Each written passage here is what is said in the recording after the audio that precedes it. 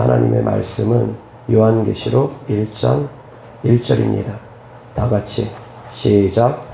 예수 그리스도의 계시라. 이는 하나님이 그에게 주사 반드시 속히 일어날 일들을 그 종들에게 보이시려고 그의 천사를 그 종 요한에게 보내어 알게 하신 것이라. 아멘. 아멘. 자, 오늘 하나님의 말씀 주제는 계시의 종류라는 주제로 하나님 말씀을 전하고자 합니다. 요한계시록 1장 1절은 예수 그리스도의 계시라로 시작을 합니다. 하나님께서 우리에게 주신 계시라는 겁니다. 그럼 계시가 무슨 뜻이냐? 이어서 나오는 구절이 있습니다. 반드시 속히 일어날 일들이라는 겁니다. 계시는 반드시 속히 일어날 일들이라는 겁니다. 그것을 반드시 속히 일어날 일들을 요한에게 그 종을 보내서 천사를 보내서 하나님께서 알게 하신 것입니다. 아멘. 아멘. 계시는 일어날 일들입니다. 감춰진 것이 들춰진 일들입니다. 그런데 계시의 종류에는 두 가지가 있습니다. 첫 번째, 본문 내용처럼 반드시 이루어질 계시가 있습니다. 무조건적으로 이루어질 계시가 있습니다. 무조건적으로 하나님께서 성취하시는 계시가 있습니다. 그것은 바꿀 수가 없습니다. 그리고 두 번째, 조건부 계시가 있습니다. 조건부 계시가 있습니다. 이것은 상황에 따라서, 환경에 따라서, 태도에 따라서, 믿음에 따라서, 기도에 따라서, 회개에 따라서 변할 수가 있는 것입니다. 하나님의 뜻이 반드시 성취되어져 있는 하나님의 뜻이 있는가? 반면에 하나님께서 뜻하셨지만 우리가 어떻게 행동하고 어떤 자세로 나아가느냐에 따라서 달라질 수도 있다는 겁니다. 자, 그런데 예정설도 다르지가 않습니다. 절대적인 예정설이 있습니다. 바뀌지 않습니다. 그런데 절대적이지 않는 상대적인 예정설이 있습니다. 조건부 예정설이 있습니다. 자, 사랑하는 성도님들, 또 다르게 표현하겠습니다. 선택받은 하나님의 사람이 있습니다. 그리고 선택받은 사람들 가운데 또 선택받은 사람이 있습니다. 선택받은 사람 가운데 또 선택받은 사람을 우리는 택정함을 받았다고 표현합니다. 일반적으로 선택받은 사람을 택함 받았다고 표현을 합니다. 선택받은 사람이 있고 그 가운데서 더 선택받은 사람이 있습니다. 죄종의 부르심도 마찬가지입니다. 주님께서 강권에서 부르신 죄종이 있습니다. 그리고 자발적으로 죄종이 된 사람이 있습니다. 주님의 강권하심으로 부르신 죄종이 있습니다. 사도 바울이 그러했고 예수님의 제자들 그러했습니다. 예수님께서 직접 나를 따르라 한 죄종들이 있습니다. 사도 바울에게 하나님께서 직접 나타나서 부른 죄종이 있습니다. 그처럼 주께서 직접 부른 죄종이 있고 자기가 자발적으로 간 죄종들이 있습니다. 이 말씀을 사랑하는 성도님들을 잘 깨달을 수 있기를 바랍니다. 그래야지 삶 가운데서 사랑하는 성도님들이 하나님의 뜻을 더욱더 잘 분별할 수 있을 겁니다. 절대적으로 모든 사람이 예정되어 있다? 잘못입니다. 그렇다면 지옥 가는 사람이 있으면 안 됩니다. 왜? 하나님께서 세상을 이처럼 사랑하셔서 독생자를 주시면 저를 믿는 자마다 결코 멸망치 않는 것이 하나님의 뜻인데 어떻게 지옥 가는 사람이 또 생길 수 있습니까? 절대적인 예정설은 아닙니다. 자, 그런데 왜 지옥 가는 사람이 생깁니까? 하나님은 모든 사람이 구원함 받기를 원하는데 왜 지옥 가는 사람이 생깁니까? 자기가 선택해서 예수님을 안 믿으니까 지옥 가는 겁니다. 예수님께서 이렇게 또한 말씀하셨습니다. 아버지께서 보낸 사람이 예수님께 나올 수 있다고 했습니다. 그래서 예수님께 나오는 사람은 하나님께서 보낸 사람이라고 했습니다. 그런데 예수님께서 그 다음에 또 이렇게 말씀하십니다. 나에게 오는 자는 내가 결코 내어쫓지 않겠다고. 자, 그렇게 말씀하셨습니다. 그런데 말씀을 보십시오. 예수님께서 나의 살과 피를 먹고 마시라고 하니까 많은 사람들이 예수님을 떠났습니다. 그 하나님의 말씀이 충돌되고 잘못된 겁니까? 아니라는 겁니다. 사랑하는 성도님들, 하나님의 말씀을 잘 아셔야 됩니다. 하나님께서 반드시 이끌어가는 사람이 있습니다. 하나님의 뜻에 따라서. 하나님께서 역사를 움직이시는데 역사의 큰 흐름은 하나님의 뜻 안에서 움직입니다. 그러나 자그마한 사건들 같은 경우 하나님께서 개입하지 않을 때 있습니다. 성도님들의 인생에 개입함에 있어서도 하나님께서 하나님의 뜻에 따라서 반드시 개입해서 이끌어가는 인생이 있습니다. 그러나 대다수의 인생은 하나님께서 개입하지 않습니다. 아셔야지 됩니다. 사랑하는 성도님들이 고통당하고 있습니다. 하나님께서 개입해서 그런 고통을 당하느냐? 아닐 수 있습니다. 그럼 왜 내가 이런 고통을 당하느냐? 본인의 어리석음 때문에, 아니면 본인이 불러들인 악한 영들 때문에, 본인의 죄악 때문에, 아니면 조상으로부터 내려온 죄악들 때문에. 그럴 수 있다라는 겁니다. 하나님께서 하시지 않아도 이 땅에서는 이루어지는 일들이 있습니다. 그래서 예수님께서 말씀하시길 주기도문에 아버지의 뜻이 하늘에서 이루어진 것처럼 이 땅에서도 이루어지기를 원하나이다. 기도하라는 겁니다. 하나님의 뜻이 이 땅에서 이루어지기를. 하나님이 무능력하기 때문에 기도하라는 것이 아닙니다. 하나님의 뜻은 반드시 성취하십니다. 그런데 그 반드시 성취하신 하나님의 뜻이 있고 조건부로 성취하는 하나님의 뜻이 있다는 겁니다. 반드시 이루어지는 계시가 있고 상황에 따라서 환경에 따라서 바뀌어지는 계시가 있다는 겁니다. 아셔야지 됩니다.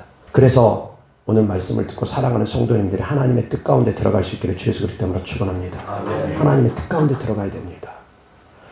제가 예수님을 믿자마자 얼마 안 돼서 주의 종이 되기를 정말 사모했습니다. 그래서 하나님 저를 불러주세요. 불러만 주신다면 어디든 다 가겠습니다. 아프리카로 가라면 가겠습니다. 어디든 가겠습니다. 주님 저를 좀 불러주세요. 제 마음에 주의 종이 되고 싶은, 주님을 위해서 살고 싶은 소망이 가득했습니다. 그래서 기도했습니다. 하나님 날 좀 불러주세요. 왜 불러달라고 했냐면 주님 저는 제 발로 제 걸음으로 주의 종 되기를 원하지 않습니다. 주님께 확실히 부름받은 주의 종이 되기를 원합니다. 그저 그런 주의 종 되고 싶지 않습니다. 주의 종길 가다가 중도 하차하는 분들 많이 봤습니다. 주의 종길 가다가 중도 하차하는 그런 인생 살고 싶지 않습니다. 주님의 분명한 부르심 나는 받기를 원합니다. 어떤 목사님이 저를 먹여주고 입혀주고 재워주면서 제 삶을 책임져주면서 신학교로 보내려고 했던 목사님을 또 만났습니다. 그런데 그때 당시에 제 마음에 감동이 오지 않아서 그럼에도 불구하고 그 길을 걷지 않았습니다. 그러면서 기도만 했습니다. 저희 사모랑 결혼할 때 저희 사모한테 제가 한 얘기가 있습니다. 나는 주의 종길 가기를 원하고 또한 순교하기를 원한다고. 그랬더니 사모가 하는 말이 그럴 거면 뭐하러 결혼하냐고. 그래서 제가 그랬습니다. 때가 되면 하나님께서 당신의 마음을 변화시켜 줄 거라고. 당신의 허락이 있을 거라고. 그리고서 하나님께서 환경을 변화시켜 줄 걸 믿고 기도하며 주님의 부르심만 기다린 게 수십 년입니다. 그냥 주의 종길 제가 건 것은 아닙니다. 그리고 나서 분명한 주님의 부르심을 알고서 하나님께서 환경을 변화시키는 것을 알고서 이젠 때가 되었다는 거 알고서 부름에 순종하면서 늦지막히 주의 종이 됐습니다. 저는 제가 자원해서 한 주의 종이 아닙니다. 그런데 어떻게 했느냐? 주님 나를 불러주세요. 주님 나를 불러주세요. 주님의 부르심을 기다렸습니다.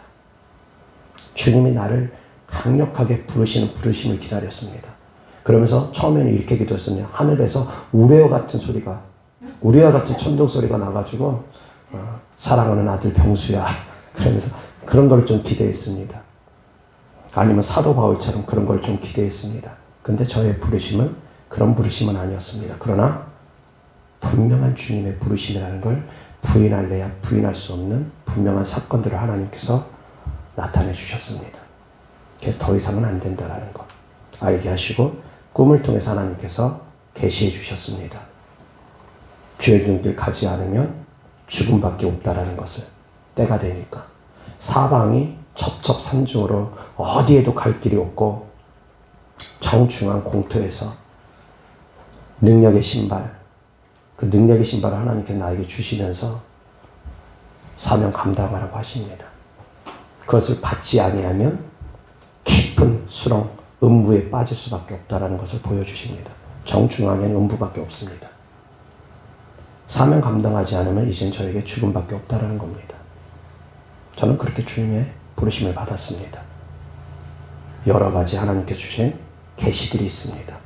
사랑하는 성도님들, 삶 가운데 사랑하는 성도님들의 계시를 받는 인생이 되기를 주 예수 그리스도 이름으로 축원합니다. 아멘. 그러나 그 계시가 반드시 이루어지는 계시가 있고 기도해야지만 이루어지는 계시가 있습니다. 때로는 환난 같은 경우, 재앙 같은 경우 회개하면 그것이 바뀌는 계시도 있습니다. 예를 들어서 니느웨 백성은 회개하지 않았으면 멸망할 수밖에 없었습니다. 하나님께서 요나에게 멸망의 경고를 하라고 한 겁니다.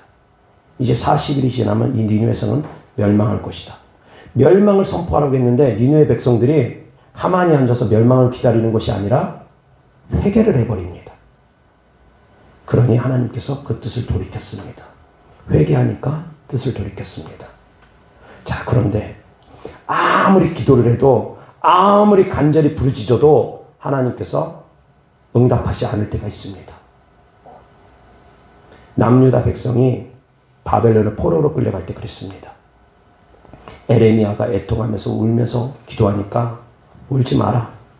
기도도 하지 마라. 구하지도 마라. 심판은 이미 결정되어졌다. 70년 동안 바벨론에서 포로로 있다가 다시 되돌아올 것이다. 이것은 바꿀 수 없다. 왜? 하나님의 진노가 찼기 때문입니다. 하나님의 은혜가 차도 바꾸지 않는 하나님의 개입이 있습니다. 반대로 하나님의 진노가 차버리면 또 바뀌지 않는 심판이 있습니다. 깨달을 수 있기를 바랍니다. 그래서 은혜 가운데 들어갈 수 있기를 주 예수 그리스도로 축원합니다. 하나님께 죄악이 너무 만연하게 차버리면 바꾸지 않습니다. 그러면서 하나님께서 하신 말씀이 모세가 내 앞에 서 있다는들, 사무엘이 내 앞에 서 있다는들 소용없다. 모세와 사무엘이 설사 구한다 하더라도 소용없다. 하나님께서 이미 진노하시로 작정하는 것은 바꿀 수 없다라는 겁니다. 남유다의 진노가 임한 이유가 무엇이냐면 가장 큰 이유가 므낫세의 죄악 때문입니다. 므낫세는 히스기야 왕의 아들입니다. 자, 그런데 히스기야 왕이 므낫세를 언제 낳았냐면 히스기야 왕이 15년이라는 생명을 연장받고 나서 그 이후에 낳은 아들이 므낫세입니다. 15년이라는 생명을 연장받지 않았으면 아마도 다른 형제들 가운데서 누군가가 왕이 됐을 겁니다. 그런데 히스기야의 후손인 므낫세가 왕이 되는데 이 므낫세는 히스기야 왕이 죽을 상황에서 죽을 수밖에 없는 상황에서 이사야 선지자를 통해서 하나님께서 히스기야 왕한테 너는 이제 죽는다. 죽음을 준비해라. 하나님의 예언의 계시가 있었습니다. 그런데 히스기야 왕이 기도했습니다. 벽을 향해서 울면서 애통하면서 기도했습니다. 하나님, 제가 하나님 앞에 행했던 선한 일들을 기억해 주세요. 그렇게 간절히 기도하니까 이사야 선지자가 성문 바깥으로 빠져나가기 전에 하나님께서 이사야 선지자에게 다시금 계시를 하십니다. 히스기야 왕한테 가가지고 내가 살고 죽지 않을 것이다. 15년의 생명을 연장해 줄 것이다. 그 증거로 해가 앞으로 갈지 뒤로 갈지 네가 결정해라. 그래서 히스기야 왕이 구합니다. 그럼 뒤로 가게 해주세요. 그래서 해가 뒤로 10도로 물러갑니다. 하나님께서 분명한 증거로 히스기야 왕이 15년을 살 것을 알려줬습니다. 자, 그런데 여기서도 계시가 바뀌었습니다. 이사야 선지자가 와서 죽습니다. 그런데 간절히 애통하면서 기도하면서 주님 저의 지난 날들을 기억해 주세요. 하나님 앞에 행했던 선한 일들을 기억해 주세요. 그래가지고 생명이 15년을 연장받았는데 그 15년의 생명을 연장받고 3년차 되던 해에 므낫세를 낳습니다. 그래서 므낫세 나이가 12살 때 왕이 됩니다. 12살 때 왕이 됩니다. 그래서 므낫세가 55년을 통치합니다. 가장 최장기로 통치합니다. 55년이라는 시간을 통치하는 동안 므낫세가 얼마나 악을 행했냐면 자기 아들을 우상에게 제물로 바칩니다. 얼마나 끔찍합니까? 하나님의 거룩한 성전에다가 이방 신들을, 우상들을 그 성전 안에다 세워놓습니다. 얼마나 끔찍합니까? 이방 신만 섬기는 것이 아니라 1월 성실, 해와 달과 별들, 그런 것까지 섬깁니다. 그 죄가 차니까 하나님께서 므낫세를 바로 심판하십니다. 그래서 아수르 군대를 동원해서 므낫세를 잡아서 바벨론으로 끌고 갑니다. 바벨론에서 이제 포로가 돼서 감옥에 갇혀있는 므낫세가 간절히 회개합니다. 하나님 살려주세요. 하나님 잘못했습니다. 간절히 회개합니다. 그러니까 그 악한 므낫세임에도 불구하고 하나님께서 므낫세를 용서하시고 다시 왕으로 복권하게 하십니다. 그제서야 이제 므낫세는 여호와만이 진짜 하나님이시구나 그때 깨닫고 이제 비로소 다시금 새로운 마음으로 우상들을 깨트리고 성전을 청소하면서 살아가려고 노력하고 몸부림칩니다. 여기서 므낫세는 회개하고 돌이키면서 용서함을 받았습니다. 그런데 이미 이스라엘 백성들의 마음이, 남유다 백성들의 마음이 하나님에게서 너무 멀어져 버린 겁니다. 너무 멀어져 버려서 여전히 우상을 섬기고 하나님을 섬기지 않습니다. 그러다 보니까 므낫세는 그 많은 죄악에도 불구하고 하나님께 용서함을 받았지만 므낫세로 말미암아 우상 숭배의 죄들이 이스라엘 백성들, 남유다 백성들에게 쫙 퍼져서 그 남유다 백성들은 바뀌지가 않았습니다. 너무 많이 퍼져버려서. 그래서 남유다 백성들의 그 죄악이 하나님을 진노케 한 겁니다. 그래서 므낫세의 악으로 인해서 이스라엘 백성들은 심판을 받을 수 없게 되어졌다라고 주께서 말씀하십니다. 이것은 바꿀 수가 없다라는 겁니다. 말씀드린 것처럼 므낫세의 악으로 인한 우상숭배에 찌들어 있는 모습입니다. 그로 인해서 하나님께서 심판을 거둘 수가 없다고 말씀하십니다. 자, 히스기야 왕 죽을 뻔했습니다. 기도해서 바뀌었습니다. 하나님께서 너는 죽을 거다. 이제 죽음을 준비해라 라고 하나님의 계시가 있었는데 그런 것이 순종이 아니라는 겁니다. 바꿀 수 있다는 겁니다. 하나님의 심판의 메시지, 하나님의 경고의 메시지 바꿀 수 있다는 겁니다. 바꿀 수 있는 것이 있습니다.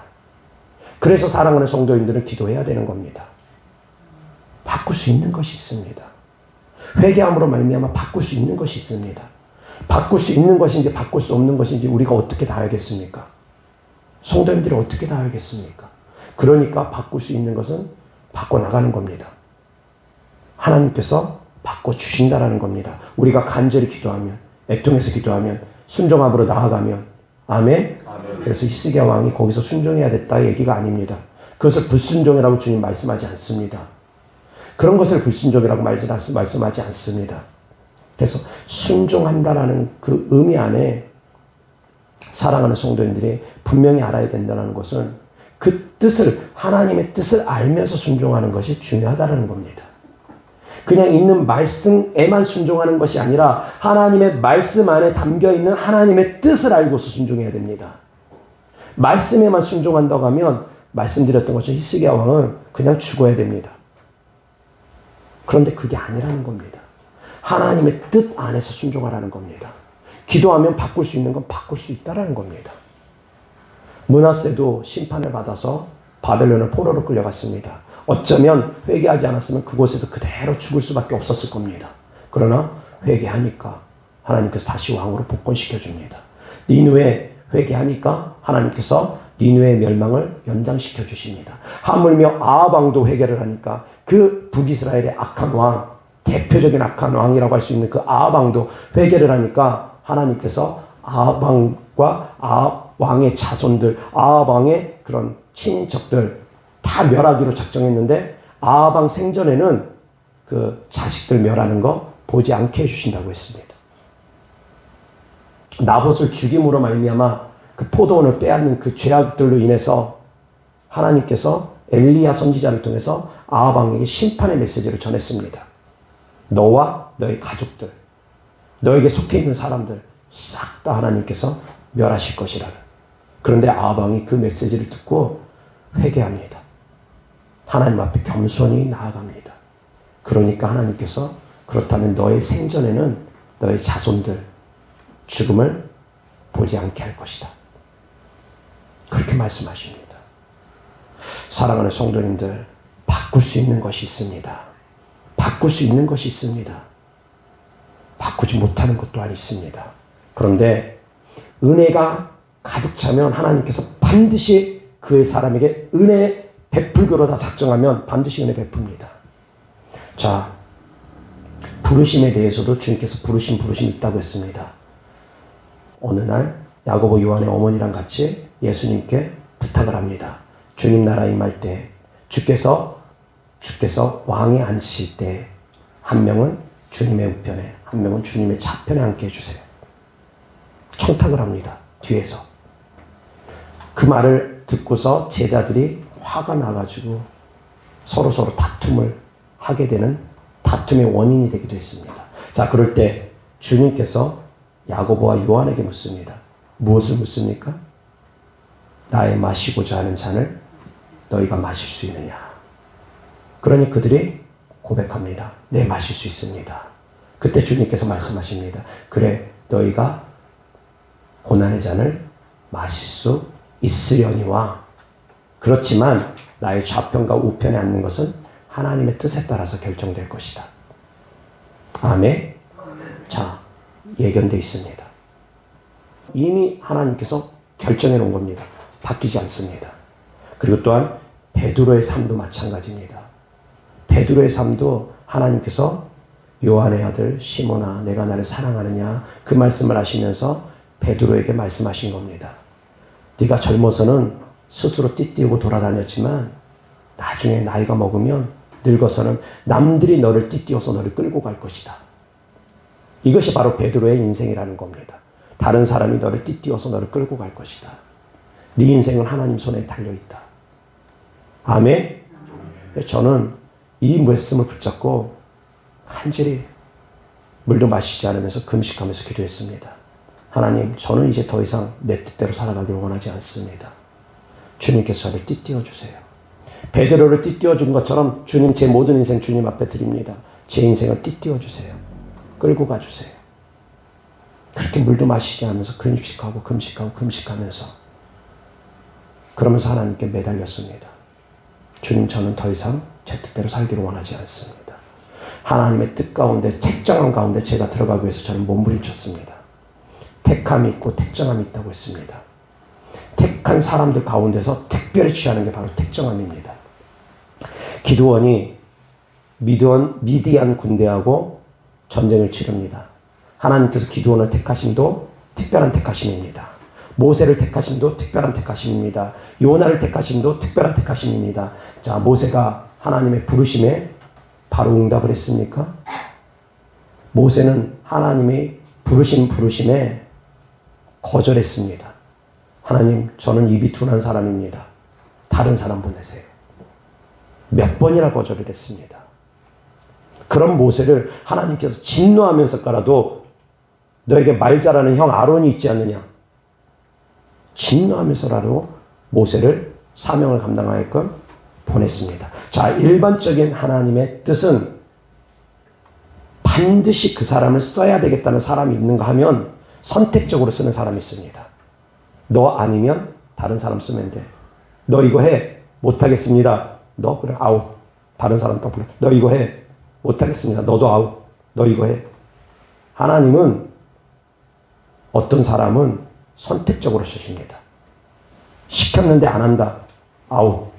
촛대 옮겨버립니다. 그런데 어떤 사람은 어떻게든 쓰십니다. 어떻게든 쓰십니다. 요나도 다르지 않았습니다. 요나가 니느웨로 가라고 하니까 다시스로 가버립니다. 엉뚱한 데로 갑니다. 그런데 그 요나 하나님께서 버리고 다른 선지자 세워도 될 텐데, 다른 선지자를 니느웨로 보내도 될 텐데, 하나님은 요나를 버리지 않습니다. 물고기 뱃속에 3일 동안 그 안에 있게 하면서까지 하나님은 요나를 회개시키면서 반드시 니느웨로 보냅니다. 이것이 바로 택정함입니다. 하나님께서 이미 작정한 사람은 바뀌지 않습니다. 그 사람의 인생은 바뀌지 않습니다. 그런데 모든 사람이 그러느냐? 그렇지 않다라는 겁니다. 기드온과 미디안 군대가 전쟁을 치렀습니다. 기드온이 군사를 소집합니다. 처음에 32,000명의 군사가 왔습니다. 그러니까 하나님께서 음성을 들려줍니다. 너무 많다.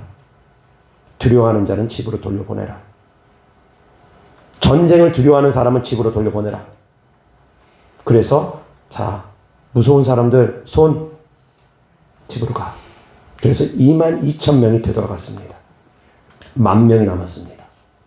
그런데 그 10,000명 가지고 이제 전쟁을 치르려고 하니까 하나님께서 또 음성을 들려줍니다. 아직도 많다. 또 치려라. 그래서 물에 가가지고 물을 마시는데 손으로 떠서 먹는 사람들만 추립니다. 9,700명은 무릎을 꿇고 엎드려서 코박고 물을 마십니다. 경계심이 부족합니다. 300명만 딱 손에다 물을 떠서 좌우 살피면서 경계하면서 물을 마십니다. 경계하는 사람들, 깨어있는 사람들, 추리는 겁니다. 깨어있는 사람들과 하나님은 일하십니다. 안일한 사람들과 일하지 않습니다. 그 깨어있는 300명을 가지고 미디안 군대 13만 5천 명을 멸하신 겁니다. 3만 2천 명에서 추린 겁니다. 사랑하는 성도님들, 주님의 뜻 가운데 들어가기를 원한다면 기도하셔야 됩니다. 기도하셔야 됩니다. 사람이 마음으로 계획할지라도 그 걸음을 인도하시는 분은 하나님이라고 했습니다. 그러나 모든 사람의 걸음을 하나님께서 그냥 가만히 있는데 인도하시는 것이 아닙니다. 주님 제 걸음을 인도해 주세요. 주님 제 걸음을 인도해 주세요. 주님 제 걸음을 인도해 주세요. 간절히 기도해야 됩니다. 주님 성령의 충만한 것으로 저를 인도해 주세요. 성령의 충만한 교회로 인도해 주세요. 그래서 주님의 인도함을 받았습니다. 근데 또 깨닫지는 못합니다. 어리석은 사람들 참 많습니다. 하나님의 인도함을 분명히 받아놓고도 본인이 선택해서 또 다른 길로 가버립니다. 비일비재합니다. 하나님이 인도하지 않았는데 하나님의 인도함이라고 또 착각하는 사람들도 있습니다. 하나님의 인도함은 어떠한 인도함이냐? 아셔야지됩니다. 하나님의 인도함은 내 영혼이 잘 되는 곳으로 인도하시는 분은 하나님입니다. 아멘.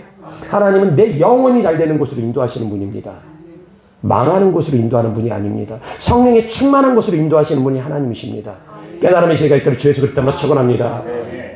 근데 하나님의 뜻을 모릅니다. 하나님의 인도함을 받아놓고도 그 뜻을 모르고 자기가 자기 발로 나가버립니다. 그런 일들이 비일비재하다는 겁니다.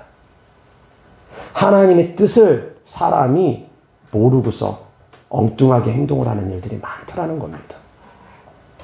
그렇다고 해서 하나님이 무능한 하나님이냐? 아니라는 겁니다.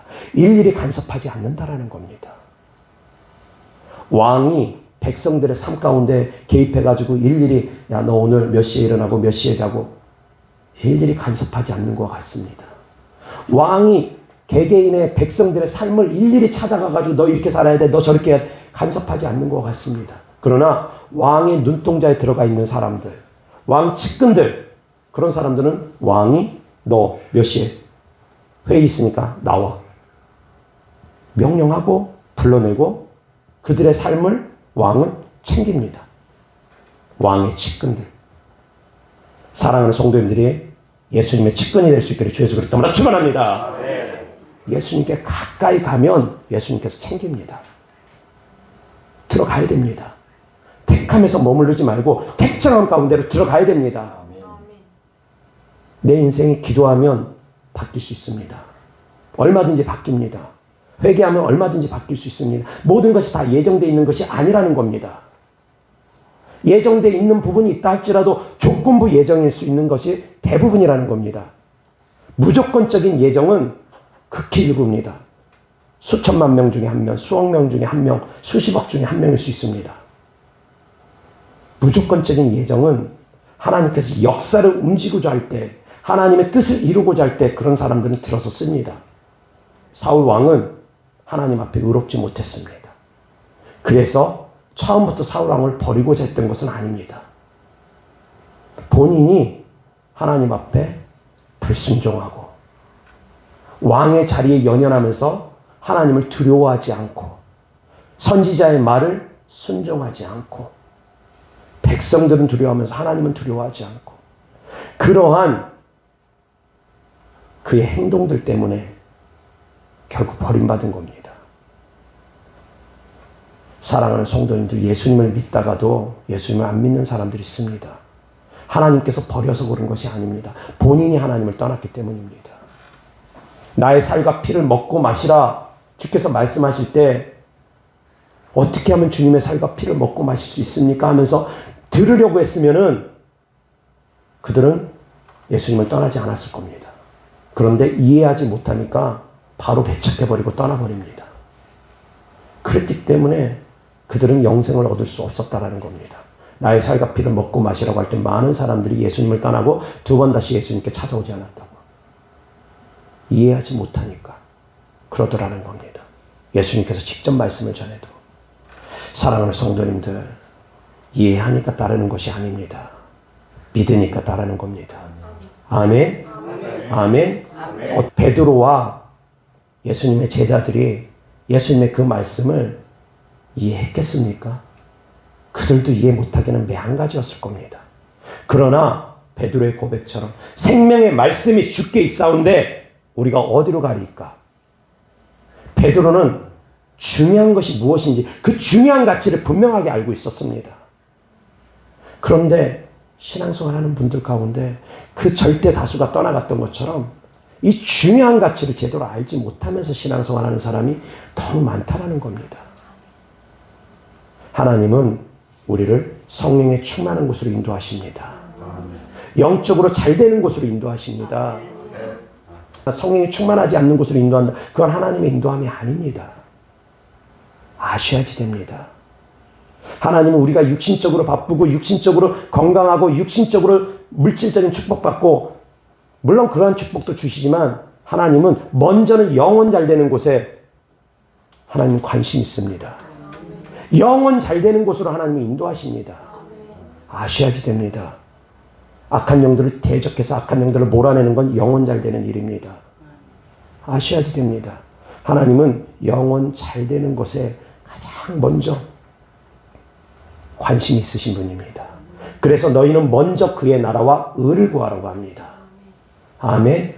하나님의 뜻을 알 수 있기를 주 예수 그리스도로 축원합니다. 모든 인생이 하나님께서 전적으로 다 예정했다? 절대 아닙니다. 주의 종, 하나님께서 택해서 부른 주의 종이 있지만 자기 발로 오는 주의 종들 대부분입니다. 그렇지 않습니다. 택정한 가운데 들어가야 된다는 겁니다. 하나님의 계시가 성도님들의 삶 가운데 있을 수 있습니다. 그러나 그 계시를 성도님들이 이루기 위해서 기도해야 되는 일들이 되게 많습니다. 그냥 이루어지는 계시보다 전적으로 하나님께서 그냥 이루시는 계시보다 기도해야지만이 되는 것들이 있습니다. 특히 재앙의 계시들, 안 좋은 계시들은 그건 진짜 회개하면서 기도하면서 막아야 됩니다. 얼마든지 막을 수 있습니다. 막으라고 미리 보여준 것들이 되게 많다라는 겁니다. 그렇지만 전적으로 하나님께서 이루시는 계시는 기도해도 소용이 없습니다. 그것을 분별할 수 있는 지혜가 있기를 주 예수 그리스도로 축원합니다. 그러나 우리가 다 알지 못하기 때문에 기도하는 겁니다. 사도 바울도 그랬습니다. 가시가 있었습니다. 사단의 가시가 있었습니다. 그냥 가시가 아닙니다. 사단의 가시입니다. 그 사단의 가시라는 건 곧 악한 영들로부터 생긴 질병이거나 악한 영들로부터 인해서 영향받는 어떤 부분이라는 겁니다. 신학자들은 얘기합니다. 사도 바울이 안질이 있었다고, 눈에 질병이 있었다고, 눈이 좋지 않았다고, 그것을 사단의 가시라고 추정을 합니다. 어찌되었건 사도 바울에겐 사단의 가시가 있었습니다. 자, 그런데 그 가시가 기도하면 없어질 거라고 사도 바울은 믿고서 기도했습니다. 3번을 주님 앞에 간절히 구했습니다. 그런데 주님의 응답은 내 은혜가 내게 족하도다. 그것이 주님의 응답이었습니다. 아무리 간절히 구해도 하나님께서 응답해 주지 않는 것이 있습니다. 너의 그 연약함 때문에 네가 교만하지 않게 하기 위함이다. 주님의 뜻이라는 겁니다. 너의 그 연약함이 있어야지 너는 교만해지지 않기 때문에 그 연약함을 내가 남겨두는 것이다. 아멘. 우리의 삶 가운데 주님의 뜻을 사랑하는 성도님들 잘 아시기를 바랍니다.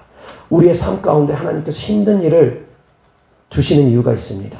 어렵고 힘든 일을 두시는 이유가 있습니다. 그것을 통해서 낮아지고 겸손해지라는 겁니다. 하나님을 간절히 찾으라는 겁니다. 아멘. 내 삶 가운데 귀신들 때문에 고통을 당하거나 질병으로 고통당하거나 아니면 물질이 새나가면서 고통당하거나 그 순간 낮아지고 겸손하고 하나님을 의지하라는 겁니다. 하나님을 찾으라는 겁니다. 교만하지 말라는 겁니다. 아멘. 아멘. 그래서 사랑하는 성도님들 하나님의 뜻을 헤아릴 수 있기를 바랍니다.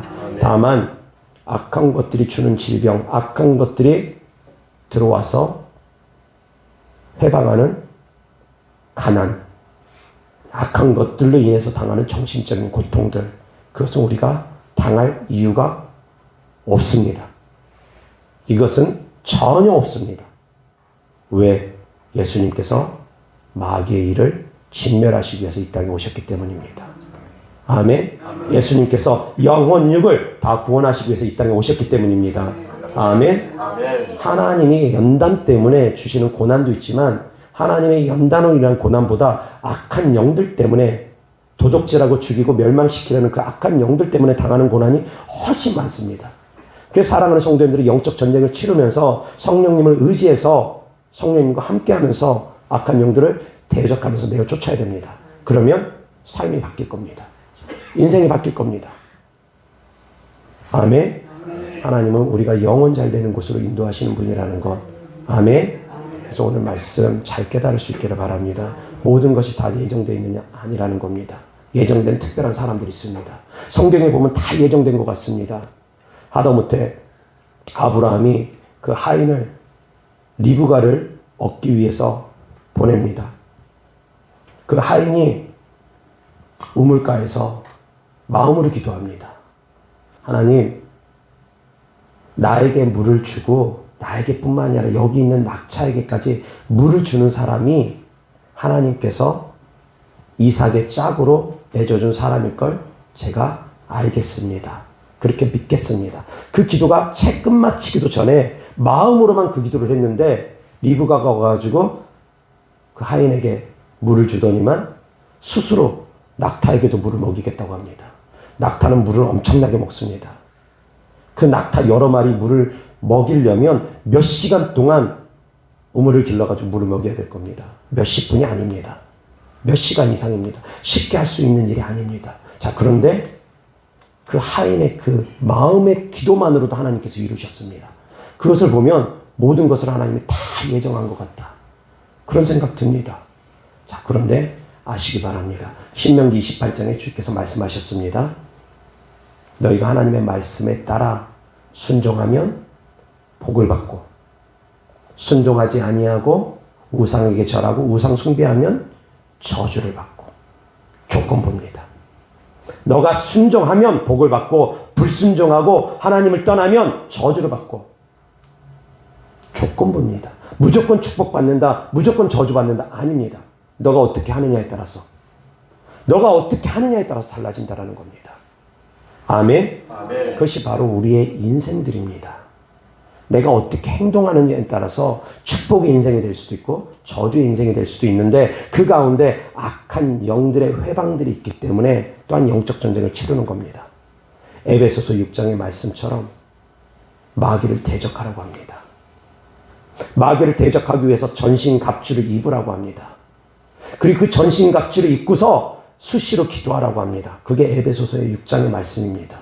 마귀를 대적하라. 마귀를 대적하라는 겁니다. 마귀 대적하기 위해서 전신갑주 입고 전신갑주 입은 후에는 끊임없이 기도하라는 겁니다. 아멘. 아멘. 이 영적 전쟁은 모든 믿는 사람에게 하신 말씀이라는 겁니다. 악한 영들은 우는 사자처럼 삼킬 자를 두루 찾아서 헤매고 다닌다는 겁니다. 우는 사자처럼 악한 영들은 두루 찾아서 헤맵니다. 어떤 사람을 삼키느냐? 약한 사람을 삼킵니다. 무리 가운데 이탈된 사람을 삼킵니다. 악한 영들도 아무나 삼키려고 덤비지 않습니다. 자기보다 센, 자기보다 영적으로 강력한 사람한테 들어갔다가는 바로 쫓겨나니까, 바로 고통당하니까 만만해 보이는 상대한테 들어가려고 합니다. 자, 어떤 사람이 만만한 상대냐? 아시기 바랍니다. 첫 번째, 성령의 충만함이 없는 사람들. 만만합니다. 예수님 안 믿는 사람들 제일 만만합니다. 자, 그리고 또 어떤 사람이 만만하냐? 악한 영들이 만만하게 느끼는 사람들입니다. 의지 약한 사람들. 또 상처 잘 받는 사람들. 악한 영들의 밥입니다. 그런 사람들. 의지 약하고 상처 잘 받고 성령 충만하지 못하고 불신과 의심과 상처가 가득한 사람들. 악한 영들에게 밥입니다. 그러면 어떤 사람들이 악한 영들을 능히 잘 대적하느냐? 하나님을 의지함으로 강하고 담대한 사람들. 마음을 잘 지켜나며 의지를 악한 영들에게 빼앗기지 않는 사람들. 그런 사람들이 악한 영들을 능히 대적해서 이깁니다. 성령 충만한 사람들.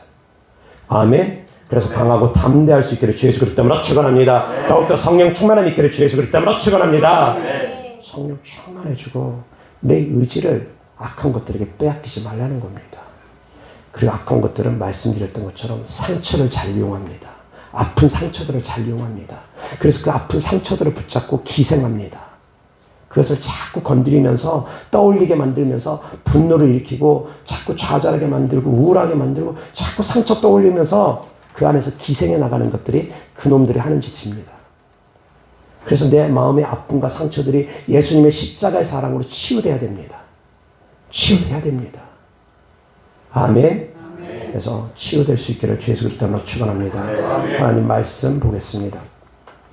요한계시록 22장 20절부터 21절입니다. 다 같이 시작. 이것들을 증언하신 이가 이르시되 내가 진실로 속히 오리라 하시거늘 아멘. 주 예수여 오시옵소서. 주 예수의 은혜가 모든 자들에게 있을지어다. 아멘. 아멘. 아멘. 자, 주님의 초림과 주님의 재림은 바뀌지가 않습니다. 절대 안 바뀝니다. 초림으로 오셨던 마구간에서 태어나시고 이 땅에 오셨던 주님은 종으로서 오셨습니다. 인자로서 오셨습니다. 사람의 모습으로 오셨고 종의 모습으로 섬기기 위해서 오셨습니다. 그런데 다시 오실 주님은 종으로 오신 주님이 아닙니다. 인자로 오시는 주님이 아닙니다. 다시 오실 주님은 왕으로 오시는 주님이고 하나님으로 오시는 주님이십니다. 아멘. 아멘. 초림 예수님이 하시는 사역과 재림 예수님이 하시는 일은 다릅니다. 초림 예수님은 섬기기 위해서 십자가에 못 박히기 위해서 사람의 모습으로 오셔서 사람에게 모욕당하고 수치당하고 그렇게 모든 고난을 다 당하시면서 오셨습니다. 그러기 위해서 오셨습니다. 그러나 재림 예수님은 왕으로서 오십니다. 대적하는 자는 그 앞에서 다 꼬꾸라질 겁니다. 왕으로서 오십니다. 하나님으로서 오십니다. 아멘. 이것은 반드시 이루어질 일이라는 겁니다. 바뀌지 않습니다. 그리고 또한 하나님 말씀 보겠습니다. 예레미야 7장 16절부터 20절입니다. 다 같이 시작. 그런즉 너는 이 백성을 위하여 기도하지 말라. 그들을 위하여 부르짖어 구하지 말라. 내게 간구하지 말라. 내가 내게서 듣지 아니하리라. 너는 그들이 유다 성읍들과 예루살렘 거리에서 행하는 일을 보지 못하느냐. 자식들은 나무를 줍고 아버지들은 불을 피우며 부녀들은 가루를 반죽하여 하늘의 여왕을 위하여 과자를 만들며 그들이 또 다른 신들에게 전제를 부음으로 나의 노를 일으키느니라. 여호와의 말씀이니라. 그들이 나를 경노하게 하느냐. 자기 얼굴의 부끄러움을 자취함이 아니냐. 그러므로 주 여호와께서 이같이 말씀하시니라. 보라, 나의 진노와 분노를 이곳과 사람과 짐승과 들나무와 땅의 소산에 부르니 불같이 살라지고 꺼지지 아니하리라 하시니라. 아멘. 므낫세는 회개했는데 이스라엘 백성들은 여전히 이방 신들을 섬기는 그런 악을 계속 행해왔다라는 겁니다. 자, 하나님께서 크게 진노하시는 두 가지 큰 죄가 있습니다. 구약시대에서는 우상 숭배죄. 그 죄가 차면 하나님의 진노를 거두지 않습니다. 반드시 진노하십니다. 반드시 심판하십니다. 우상 숭배죄가 크면. 신약 성경에선 성령 회방죄입니다. 성령 회방죄가 크면 하나님은 회개할 기회도 주지 않습니다. 회개도 받지 않습니다. 금세와 내세 사함이 없습니다. 성령 회방죄가 크면. 그래서 사랑하는 성도님들, 성령 회방죄가 무엇인지 알고 성령 회방죄에는 절대로 동참하면 안 됩니다. 성령 회방죄에는 절대로 동참하면 안 됩니다. 그 죄는 심판을 피할 수가 없는 죄이기 때문입니다. 성령 회방죄는 간단히 말씀을 드려서 성령님을 모독하는 겁니다. 성령님을 회방하는 겁니다. 다르게 표현하면 복음을 가로막고 회방하는 겁니다. 성령 사역을 하는 사람들을 향해서 이단이라고 말하는 것이 바로 성령 회방죄입니다. 방언을 갖다가 무조건 마귀방언이라고, 마귀방언이 없는 것은 아니지만 모든 방언을 다 마귀방언이라고 말하는 것, 성령을 모독하는 겁니다. 그리고 성령을 모독하는 사람들, 성령 회방죄를 짓는 사람들 가운데 어떤 사람이 죄가 크냐? 주의 종으로서 그 죄를 범하는 사람들이 그 죄가 큽니다. 왜? 자기만 죄를 범할 뿐이 아니라 성도들에게까지 그렇게 가르쳐서 성도들까지도 죄를 짓게 만들기 때문입니다. 주의 종이 성령 회방죄를 지으면 그 죄는 엄청 큽니다. 그 죄가 쌓이면 금세와 내세의 사함을 못 받습니다. 사랑하는 성도님들 깨달음이 있기를 바랍니다. 자, 16절 다 같이 시작. 그런즉 너는 이 백성을 위하여 기도하지 말라. 그들을 위하여 부르짖어 구하지 말라. 내게 간구하지 말라. 내가 내게서 듣지 아니하리라. 아멘. 기도하지도 말고 부르짖어 구하지도 말고 간구하지도 말랍니다. 안 듣겠다는 겁니다. 심판이 결정된 겁니다. 므낫세의 죄 때문입니다. 이어서 에레미야 15장 1절부터 4절입니다. 다 같이 시작. 여호와께서 내게 이르시되 모세와 사무엘이 내 앞에 섰다 할지라도 내 마음은 이 백성을 향할 수 없나니 그들을 내 앞에서 쫓아 내보내라.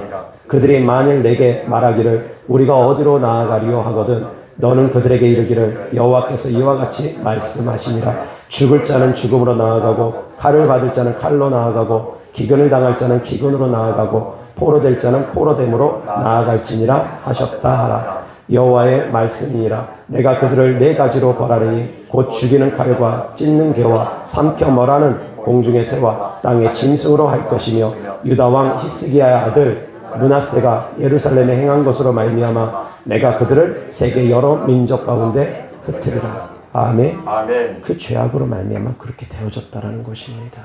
죄가 차면 하나님께서 회개해도 안 받으십니다. 신약시대의 죄 가운데 가장 큰 죄가 성령 회방죄라고 했습니다. 그 죄가 차면 하나님께서 회개해도 안 받습니다. 금세와 이 땅과 내세에서도 사함이 없다라는 겁니다. 영원토록 성령의 완전을 사하지 않는다라는 겁니다. 성령이 충만한 곳에서 사랑하는 성도들은 예배를 드리고 성령이 충만한 곳에서 신앙생활을 해야 됩니다. 근데 반대로 성령 회방죄를 짓고 있는 곳에서 예배를 드리고 성령 회방죄를 짓고 있는 교회에서 신앙생활한다. 정말 위험합니다. 정말 위험합니다. 근데 성령 회방죄가 뭔지도 모르면서 신앙생활하는 사람들 너무나 많습니다. 이제는 용서받지 못하는 죄인데. 사랑하는 성도님들, 하나님께서 바꾸시는 것이 있고 바꾸지 않는 것이 있습니다. 바꾸지 않는 것은 은혜가 차도 안 바꿉니다. 하나님께서 다윗을 너무너무 기뻐하시니까, 다윗이 하나님께 헌신된 삶을 살아가니까 하나님께서 다윗을 당신의 마음에 합한 자라고 표현할 정도로 너무너무 기뻐하는 삶을 살아가고 그동안 왕으로서 모은 재산까지 다 털어서 성전 짓는데 다 헌금하고 그러한 삶을 살아가는 다윗을 보고서 내가 왕권을, 왕위를 빼앗지 않을 것이다. 너의 이 왕권위를 빼앗지 않을 것이다. 그런 어마어마한 축복을 줍니다. 빼앗지 않겠답니다. 그래서 다윗의 후손 가운데 만왕의 왕 대신 예수 그리스도가 태어난 겁니다. 아멘. 아멘. 사람들이 예수님을 향해서 다윗의 자손 예수여라고 외쳐도 무슨 소리, 내가 무슨 다윗의 자손이냐, 그렇게 말하지 않습니다. 다윗의 이름을 주께서 부끄러워하지 않습니다. 아멘. 은혜가 차도 바뀌지 않습니다. 하나님께서 은혜가 차면 천대까지 그 은혜를 베푼다는 그 말씀처럼 은혜가 차도 바뀌지 않습니다. 그런데 반대로 저주가 차도 바뀌지가 않습니다. 3, 4대까지 저주가 흘러갑니다. 그러나 지금 시대에는 예수님께서 모든 저주까지 다 십자가에서 피 흘리심으로 감당하셨기 때문에 성령 회방죄 외에는 사랑하는 성도는 회개하면 다 용서받습니다. 그러나 성령 회방죄도 작게 지은 성령 회방죄는 또한 용서받습니다. 주의 종의 입장에서 그 죄가 차고 차가지고 너무 그 죄가 큰 것은 회개해도 용서받지도 못할 뿐더러 회개조차도 나오질 않습니다. 그 죄가 너무 차버리네요. 사랑하는 성도님들, 하나님의 뜻은 우리가 회개할 때 바꿀 수 있다는 겁니다. 아멘. 아멘. 하나님의 심판도 우리가 회개하면 바꿀 수 있습니다. 아멘. 그리고 하나님의 뜻을 이루기 위해서 또한 우리가 기도해야 됩니다. 아멘. 아멘. 아멘. 자, 이스라엘 백성에게 하나님께서 심판하시려고 하실 때가 있었습니다. 금송아지를 만들었던 사건입니다. 모세가 시내산에서 40일 동안 주님과 함께하면서 십계명을 받아가지고 내려왔는데 보니까 이스라엘 백성들이 아론을 충동지시켜가지고 금송아지를 만들었습니다. 그것이 우리를 애굽에서 인도한 신이라고 하면서 금송아지를 향해서 경배하고 그들이 우상 숭배죄를 짓고 있습니다. 그 모습을 보고 하나님께서 진노하십니다. 진노하십니다. 그 이스라엘 백성들을 싹 멸해버리고 하나님께서 모세를 통해서 새롭게 민족을 새롭게 만들 것이라고 그렇게까지 말씀하십니다. 진노하셨습니다. 그런데 그 하나님의 진노를 잠잠케 한 사람이 모세의 중보기도입니다. 이스라엘 백성들을 향해서 모세가 간절히 중보할 때 하나님께서 모세의 기도를 들으시고 이스라엘 백성들에 대한 심판을 늦추십니다. 아멘. 한 사람의 중보기도가 그렇습니다. 또한 야고보서에 나옵니다. 믿음의 기도는 병든 자를 이렇게 세운답니다. 저가 혹시 죄를 범하였을지라도 하나님께서 용서해 주시고 병을 고쳐주겠다라는 겁니다. 기도하라는 겁니다. 죄 때문에 질병이 왔던 어떤 원인으로 질병이 왔던 같이 기도하라는 겁니다. 믿음의 기도는 그 사람을 이렇게 세운다라는 겁니다. 아멘. 그러면서 하시는 말씀이 엘리야는 우리와 같은 사람이 돼. 엘리야가 비가 안 오기를 기도하니까 비가 안 왔고 3년 6개월 동안 비가 안 온 후에 또 엘리야가 비가 있기를 기도하니까 비가 왔다고. 하늘의 문을 열고 닫는 기도를 엘리야, 그는 우리와 같은 사람이 돼. 그런 기도를 드렸다고. 아멘. 아멘. 자, 엘리야가 하나님의 말씀 받았습니다. 이제 너는 아하방에 가서 선포해라. 비를 내가 내릴 것이다. 자, 그럴 때 엘리야가 가만히 앉아서 비 내리기를 기다렸던 것이 아닙니다. 갈멜산에서 간절하게 7번을 구합니다. 하나님, 약속하지 않았습니까? 하나님, 비를 주겠다고 약속하지 않았습니까? 이제 비를 주시옵소서. 간절히 구했습니다. 아멘. 아멘. 이스라엘 백성들이 아말렉과의 전쟁입니다. 아말렉과의 전쟁. 하나님께서 약속하셨습니다. 가나안 땅을 진멸시켜 줄 것이라는 하나님의 약속이 있었습니다. 그런데 그냥 가나안을 진멸했느냐? 아니라는 겁니다.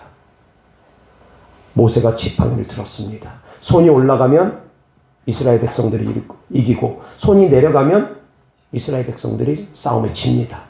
그러니까 아론과 훌이 옆에서 양손을 받치면서 계속 손이 떨어지지 않게 했습니다. 그래서 바로 기도입니다. 기도가 멈추면 영적 전쟁에서 패배할 수 있고 기도가 계속 이어지면 영적 전쟁에서 계속 승리하는데 언제까지 기도해야 되느냐? 언제까지 손을 내리지 말아야 되느냐? 다 진멸할 때까지 손을 내리면 안 된다는 것입니다. 아멘. 아멘. 적당히 하다 손을 내리는 것이 아니라 다 진멸할 때까지 이 손을 내리지 말라는 겁니다. 기도의 손을 내리지 말라는 겁니다. 하나님의 뜻을 이루기 위해서 때로는 기도가 필요합니다. 아멘. 아멘. 그냥 되어지는 것이 아니라는 겁니다. 깨달을 수 있기를 바랍니다. 하나님께서 인도했어도 본인이 그 뜻을 모르면 그냥 떠나가기도 합니다. 하나님의 인도함이 없는데도 본인이 하나님의 인도함이라고 착각하기도 합니다. 왜? 자기 욕심 때문에, 자기 생각 때문에. 자기 생각이 가득하고 자기 욕심이 가득하면 하나님의 말씀이 들리는데 자기에게 유리한 말씀들이 들립니다. 자기 욕심에 따라서 말씀을 듣는 사람들이 있습니다. 잘못된 음성들을 듣는 사람들이 있습니다. 잘못된 인도함을 받는 사람들이 있습니다. 하나님은 성령 충만한 곳으로 인도하십니다. 내 영혼이 잘 되는 곳으로 인도하십니다. 내 영혼이 잘 되는 길로 주님을 인도하신 분이라는 걸 깨달을 수 있기를 바랍니다. 아멘. 분별할 줄 알아야 됩니다. 분별할 줄 알아야 됩니다. 아멘. 자, 하나님 말씀 보겠습니다. 야고보서 5장 13절부터 18절입니다. 다 같이 시작. 너희 중에 고난 당하는 자가 있느냐? 그는 기도할 것이요. 즐거워하는 자가 있느냐? 그는 찬송할지니라. 너희 중에 병든 자가 있느냐? 그는 교회의 장로들을 청할 것이요. 그들은 주의 이름으로 기름을 바르며 그를 위하여 기도할지니라. 믿음의 기도는 병든 자를 구원하리니 주께서 그를 일으키시리라. 혹시 죄를 범하였을지라도 사하심을 받으리라. 그러므로 너희 죄를 서로 고백하며 병이 낫기를 위하여 서로 기도하라. 의인의 강구는 역사하는 힘이 금이니라. 엘리야는 우리와 성령이 같은 사람이로되 그가 비가 오지 않기를 간절히 기도한즉 3년 6개월 동안 땅에 비가 오지 아니하고 다시 기도하니 하늘이 비를 주고 땅이 열매를 맺었느니라. 아멘. 아멘. 이어서 요한복음 6장 37절 다 같이 시작. 아버지께서 내게 주시는 자는 다 내게로 올 것이요 내게 오는 자는 내가 결코 내쫓지 아니하리라. 아멘. 아멘. 하나님께서 보내주셔야지만이 올 수 있는데 하나님께서 보내주셔서 왔는데도 불구하고 자기가 그것을 모르면 하나님을 떠나더라는 겁니다. 예수님을 떠나더라는 겁니다. 분명한 것은 하나님께서 예수님께로 보냈는데 사람들이 그것을 모르고서 예수님을 떠나더라는 겁니다. 예수님께서 내쫓은 것이 아니라 자기 발로 나가더라는 겁니다. 자기 발로 나가는 건 하나님께서 어떻게 하지 않습니다. 말씀드렸던 것처럼 나의 살과 피를 먹고 마시라 하니까 사람들이 등을 돌리고 떠나갔습니다. 주님께서 그들을 붙잡지 않았습니다. 하나님께서 붙잡으려면 왜 못 붙잡겠습니까? 어떻게든 붙잡으려면 왜 못 붙잡겠습니까? 전능하신 하나님이. 근데 안 붙잡습니다. 하나님께서 인도해야지만 예수님께 올 수 있다고 했습니다. 그렇지만 떠나는 사람 안 붙잡습니다. 우리 교회도 마찬가지입니다. 하나님의 인도함이 없이 우리 교회는 쉽게 올 수 있는 교회가 아닙니다. 그런데 떠나는 분들 저도 안 붙잡습니다. 왜 그러냐면 이게 또한 영의 세계 법칙입니다. 억지로 붙잡아서 되어지지 않기 때문입니다. 집 나간 둘째 아들이 있습니다. 둘째 아들이 아버지한테 재산 물려달라고 해서 받아서 나갔습니다. 자, 아버지가 어떻게 행동하느냐면 그 다음부터 집 나간 아들 기다리면서 매일같이 언제 올지 매일같이 나가서 집 나간 아들을 기다립니다. 자, 그런데 여기서 성도님들 궁금해 하셔야 됩니다. 왜 그 아버지가 아들을 찾아가지 않았을까? 왜 직접 찾아 나서진 않았을까? 사람 보내서 왜 직접 찾아오지 않았을까? 아셔야 됩니다. 직접 찾아오면 어떻게 하느냐? 그 아들 또 나갑니다. 자기 발로 돌아와야 됩니다. 하나님은 우리에게 자유의지를 줬기 때문에 자기가 선택해서 하나님께 돌아오기를 원합니다. 아멘? 아멘? 그래서 내 선택이라는 겁니다. 하나님께서 너는 집 나가, 너는 돌아와. 미리 다 짜놓고서 계획해 놓은 것이 아니라 자기 선택에 따라서 집을 나갔고 자기 선택에 따라서 돌아온 거고 주님은 나가기를 원하지 않았고 돌아오니까 주님께서 기뻐 반겨주신 거고. 아멘? 아멘? 아멘? 마찬가지입니다. 사랑하는 성도님들 신앙생활하면서 이것을 바로 아시길 바랍니다. 내 선택에 따라서 내 마음에 따라서 나갈 수도 있다라는 겁니다. 하나님의 품에 있기를 주 예수 그리스도로 축원합니다. 아멘. 아멘. 말씀 다시 한번 정리합니다. 모든 하나님의 뜻이 이 땅에서 이루어지는 것은 아닙니다. 하나님이 무능력하기 때문이 아니라는 겁니다. 그것은 인간에게 자유의지를 줬기 때문입니다. 이 땅에 자연 법칙을 만들어 놨기 때문입니다. 자연 법칙에 따라서 인간의 의지에 따라서 이 땅이 움직여지기도 합니다. 그런 가운데 하나님께서 반드시 이루고자 하는 일은 하나님의 계획과 뜻 가운데 있는 일은 반드시 이룹니다. 이것은 무조건입니다. 주님 다시 오시면 무조건입니다. 아멘.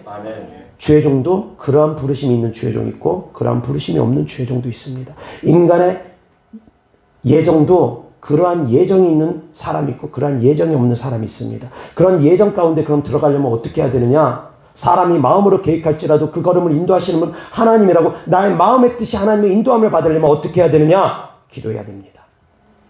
기도해야 됩니다.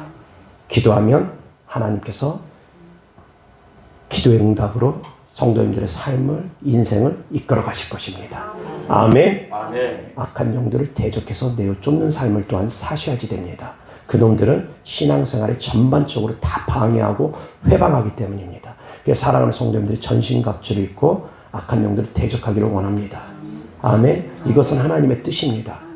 믿는 자들에게 따르는 표적으로 내 이름으로 귀신을 쫓으라는 건 하나님의 뜻입니다. 성령을 받고 권능을 받으라는 건 하나님의 뜻입니다. 전신갑주를 입으라는 건 하나님의 뜻입니다. 마귀를 대적하라는 건 하나님의 뜻입니다. 아멘. 그 뜻을 이루기 위해서 기도하고 대적하면서 내가 쫓는 겁니다. 가만히 있다고 되어지는 것이 아닙니다. 가만히 있다고 아말렉을 진멸하는 것이 아닙니다. 손들라는 겁니다. 싸우라는 겁니다. 아멘. 기도하겠습니다. 하나님 아버지 감사합니다. 사랑합니다. 하나님의 뜻이 이 땅 가운데 성도님들 가운데 우리 가운데 이루어지기를 원합니다. 하나님 우리의 기도에 주께서 응답하시기를 원합니다. 하나님 주님의 뜻대로 구하는 기도에 주께서 속히 응답하여 주셔서 하나님의 사랑하는 자녀들이 생명을 얻고 더 풍성히 얻게 하여 주시옵시고 사랑하는 자녀들이 하나님의 뜻을 잘 분별하여서 이 세대를 본받지 아니하고 주님의 뜻대로 성령의 인도함 받는 삶을 살아갈 수 있게 하여 주시옵소서. 주님께 드려진 예물들을 축복합니다. 주님을 사랑하는 마음으로 천국의 소망을 두는 믿음으로 드린 예물들마다 주께서 기뻐 받아 주셔서 30배, 60배, 100배 심은 대로 열매 맺게 하여 주시되 이 땅에서도 구워줄지언정 구이지 아니하는 삶을 살아갈 수 있게 하시고 머리 될지언정 꼴이 되지 아니하는 삶을 살아갈 수 있게 하여 주시옵소서. 우리 주 예수 그리스도 이름으로 축복하며 기도드렸습니다. 아멘.